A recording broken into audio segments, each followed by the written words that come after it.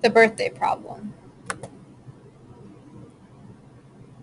This can be explained as the probability of at least two people sharing a birthday in groups of various sizes. We use probability, which is down here, and we're dividing the number of the people who have the same birthday, which would be our events in this case, divided by the maximum days of the year, which is the number of outcomes. So Richard von Mises was the first to discover this problem in 1939. His main question was, if there are X amount of people in a group, what is the probability of at least two people sharing a birthday? So he measured this through three different methods of math. Simulation, which is testing random events, opportunity for match, which is basically asking around people's birthday and figuring out the matches through that, and probability. He later concluded that the method of probability is the best way to solve this problem. Okay, so here are some things to remember while solving it. The birthday problem can be only solved with a group of people who were born on 365 days, not the leap years.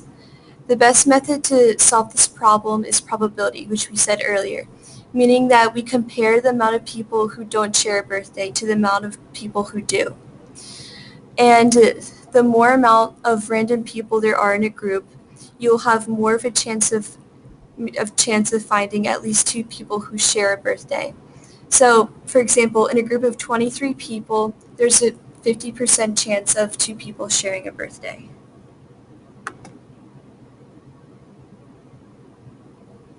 Steps towards figuring out the problem.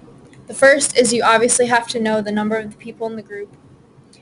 Step 2 is to take the number of the people and subtract it by 365 so that you get the range of 365 to the number of people you're trying to figure out. And you multiply each of those numbers by each other.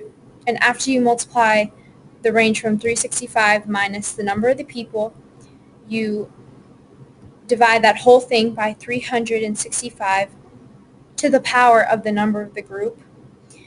And you want to make sure once you figure that out, you subtract that whole thing by 1 so that you can get a decimal, and then make the decimal percent. So an example would be down here, if there are two people, you multiply 365 times 364 because it's 365 minus 1, and that's a total of two people. And then you divide that by 365 to the second power because there are two people here.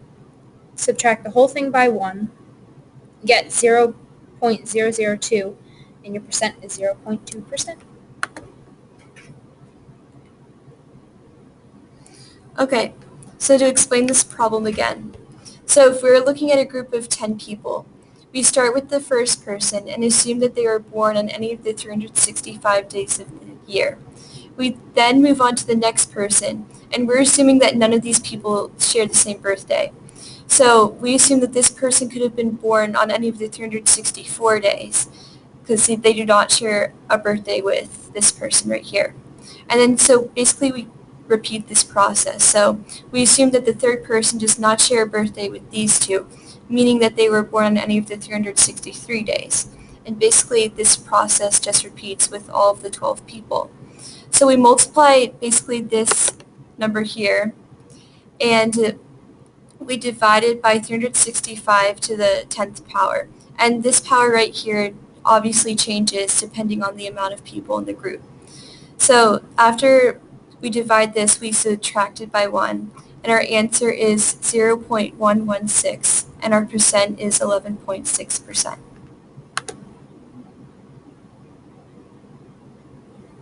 Another example would be if you have 12 people and you do the same exact process. So you take the 365 days and you subtract it by 12 because none of these people share a birthday. You're trying to figure out the probability if two of them did. And so then you would divide the whole thing by 365 because that's the number of outcomes that could happen, to the 12th power because there are 12 people. And then you subtract the whole thing minus 1, giving you 16.7%.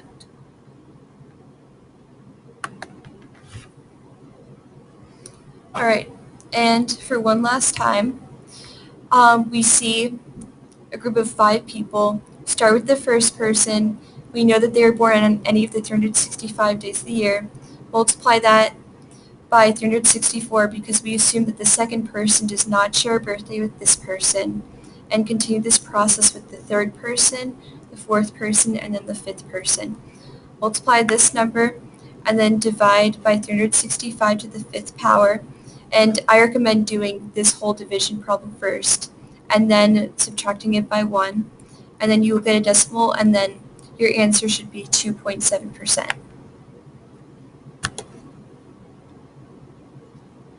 So you can pause the video for this one to actually figure out the problem by yourself. So say that you have 6 people. We want you to try to figure out what's the probability that 2 of them have the same birthday. And then unpause the video to check your work. Yes.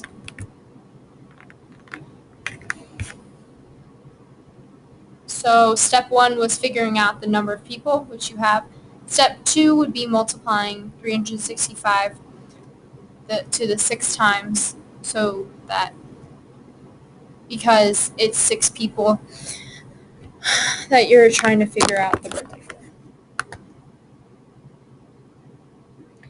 Then you do the whole division problem divided by 365 to the 6th power. And you want to do this whole thing before you subtract it by 1, which is what we did here. So you're going to do that, and your final answer should be around 4%.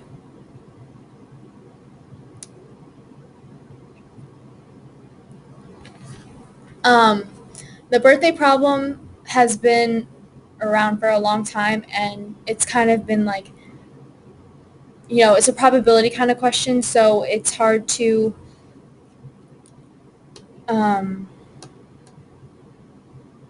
know if the outcome's going to be what you think it is, because it's different for every kind of group, and it actually could vary if there are people in the area you're in actually might have more than some of the same birthdays or different birthdays. So you don't know necessarily the group that you're testing if they do have the same birthday or not, so you kind of just have to guess and check. Mm-hmm. And basically, this problem is kind of hard, but if you keep practicing on bigger groups of people, then the easier it becomes, and then it just kind of becomes habit, kind of like breathing. So we hope that this helped, and good luck with the quiz.